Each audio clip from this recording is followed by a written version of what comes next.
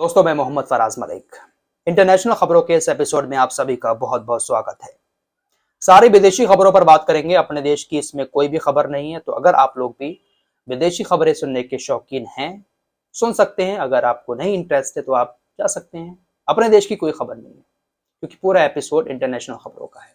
जरूरी है कि देश के अलावा दुनिया की खबरें भी हम सभी को मालूम होनी चाहिए, कहाँ पर क्या चल रहा है। बात अमेरिका की करते हैं।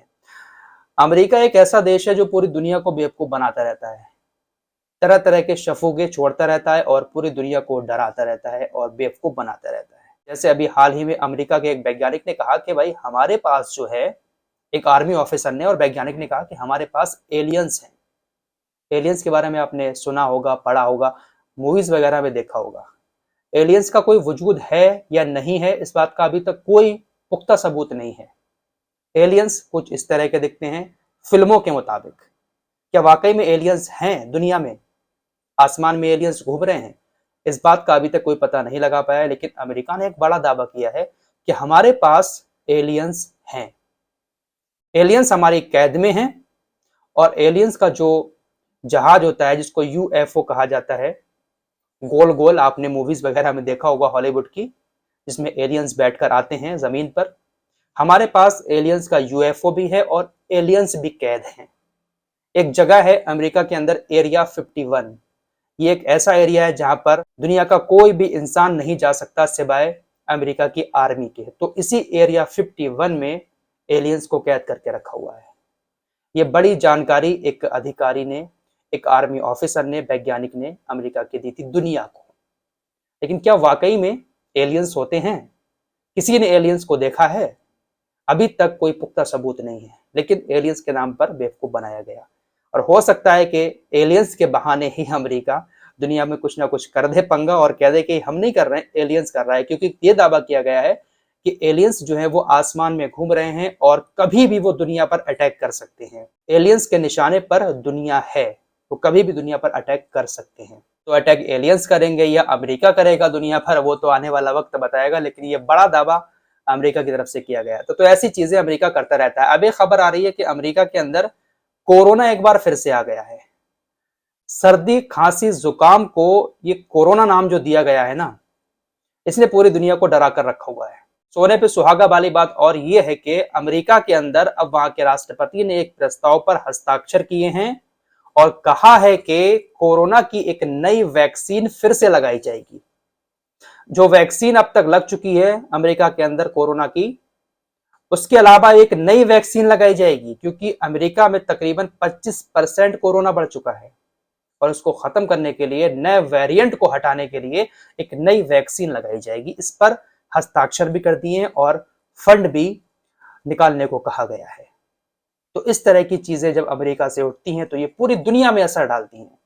ब्रिटेन, इजराइल, स्विट्जरलैंड, डेनमार्क, इन देशों में कोरोना के मामले तकरीबन 25% बढ़े हैं, जिसके चलते हुए अमेरिका ने कहा है कि नई वैक्सीन लगाई जाएगी। अब जब अमेरिका में इस तरह की बातें होंगी तो हो सकता है कि दुनिया के और देशों में भी ये वेरिएंट धीरे धीरे फैलने लगे। लेकिन हमारे देश में शायद ये वेरिएंट नहीं फैल सकता। हमारे देश के लिए कोई खतरा नहीं है।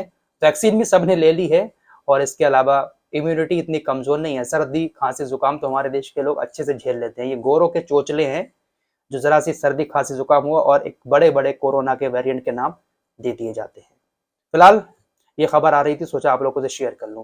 अगली खबर जो है वो सऊदी अरब से आ रही है। देखिए, सऊदी अरब की सरकार के खिलाफ बोलना इंसान के लिए खतरे से खाली नहीं है, खासकर सऊदी अरब के अंदर रहकर। हाल ही में आपने बहुत सारी ऐसी खबरें सुनी होंगी कि कई इमाम लोगों को भी सऊदी अरब की सरकार ने जेल में डाल दिया, क्योंकि इमाम लोगों ने सऊदी की जो हुकूमत गलत काम कर रही है उसके खिलाफ कुछ बोला था। अब एक और खबर देखिए आपकी स्क्रीन पर। सऊदी अरब के मोहम्मद अल गामदी नाम के एक शख्स ने ट्विटर पर सरकार की आलोचना में एक पोस्ट किया और इस शख्स के मात्र 10 फॉलोवर हैं। 9 से 10 फॉलोवर हैं ट्विटर पर। इसने सऊदी अरब की सरकार की आलोचना करते हुए एक ट्वीट किया। एक धार्मिक विद्वान को सऊदी अरब की सरकार ने जेल के अंदर रखा हुआ है। उस धार्मिक विद्वान के बचाव में इसने सऊदी अरब की सरकार की आलोचना करते हुए एक ट्वीट किया था, जिसके चलते हुए इस शख्स को सजाए मौत सुनाई गई।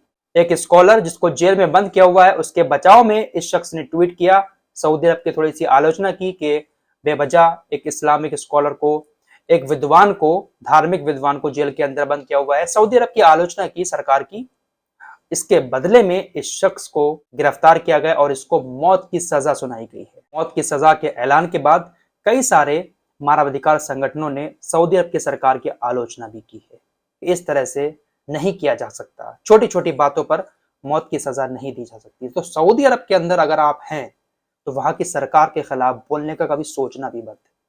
बहुत सारे इंडियंस भी वहां पर रहते हैं, तो कभी भी बहुत सारे लोगों को लगता है कि सरकार गलत कर रही है, लेकिन कभी उसके खिलाफ गलत बात मत लिखना, क्योंकि बहुत सख्त इस वक्त सरकार वहां के काम कर रही है। वहां की सरकार के खिलाफ बोलना, वहां की सरकार की आलोचना करना, ये बहुत बड़ा गुनाह माना जाता है।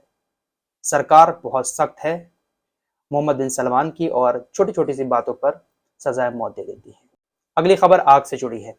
दक्षिण अफ्रीका के जोहान्सबर्ग में एक बिल्डिंग में अचानक से आग लग गई, जिसमें तकरीबन 62 लोग जलकर जिंदा मर गए। फिलीपींस में भी आग लगी एक बिल्डिंग में, जहां पर 15 लोगों की मौत हो गई। फिलहाल इस रिपोर्ट में इतना ही। दुआ करते हैं कि अल्लाह हमें और तमाम दुनिया वालों को हर बीमारी से, इस तरह के हादसों से महफूज रखे। मिलते हैं एक और नए वीडियो के साथ, तब तक के लिए अपना ख्याल रखिए।